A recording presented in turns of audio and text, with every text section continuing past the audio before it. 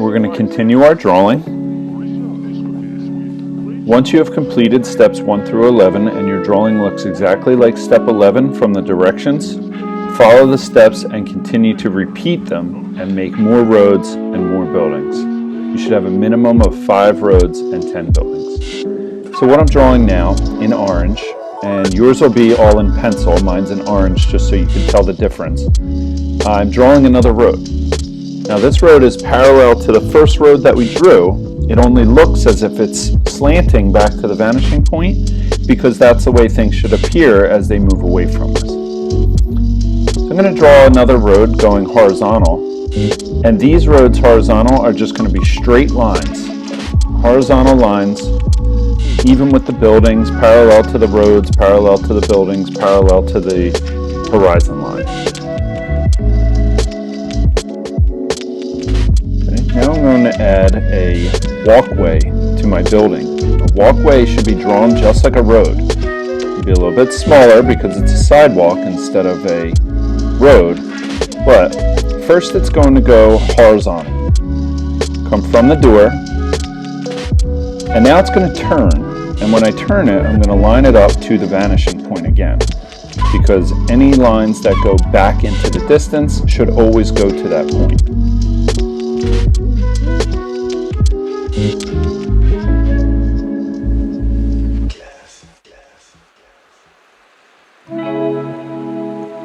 Next, I'm going to draw a building. So I'm going to draw it exactly like the first building. I'm going to start by drawing a rectangle. I don't care about anything else that's in the picture, just pretend it's not even there. I'm going to draw right over top of my road and my background.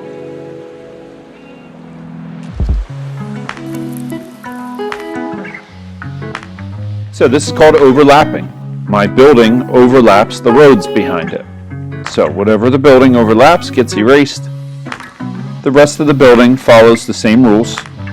I'm going to draw lines from the corners of my building to the vanishing point. I'm not even going to worry about the road that's behind it. I'm going to draw right over top.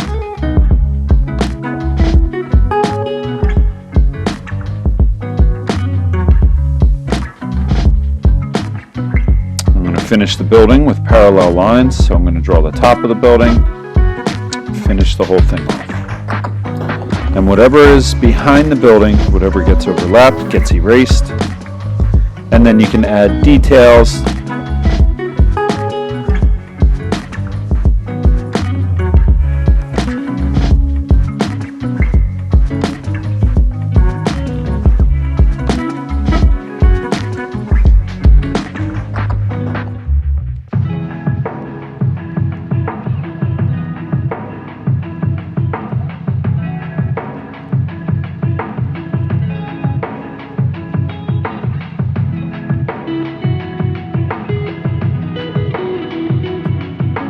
Connect the ends with parallel lines. So if the top line used to be flat, we made a flat line. Now that the top line is slanted, we make a slanted line.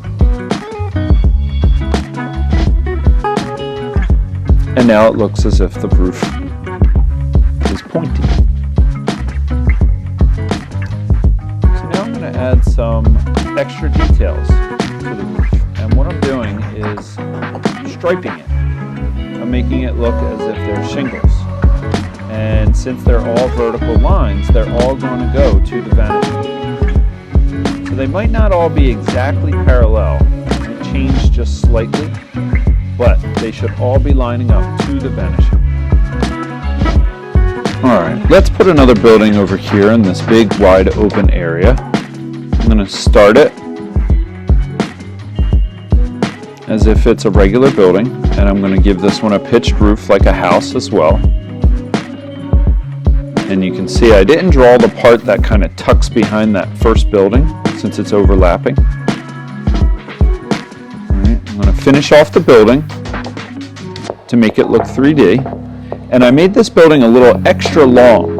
And I'm going to show you a trick that's going to help you squeeze in multiple buildings out of one building, kind of like as if it's a strip mall or a row of houses like row homes.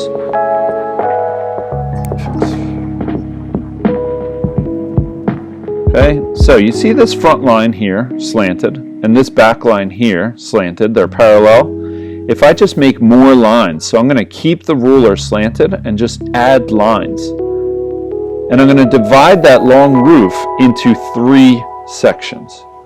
And then this front line goes straight up and down vertical, as well as this back line, they're parallel. So right where the corners meet, I'm going to draw vertical lines. And you'll notice that I was able to divide one building into 3 sections, and that would actually count as 3 buildings. You just give separate details to each building, a front door, some windows, maybe even some little walkways, and then you'll have 3 buildings. And you can fit multiple buildings in a small area.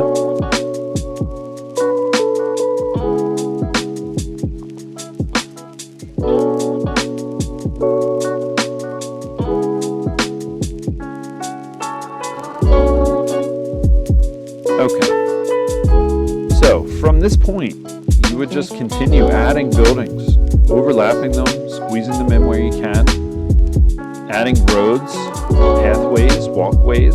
Picture, what do you see when you see a town, when you see a neighborhood, when you see a city? And whatever you picture, start adding things in. So I'm going to continue working on mine by adding a tiny little building way back here in the background and continue adding details.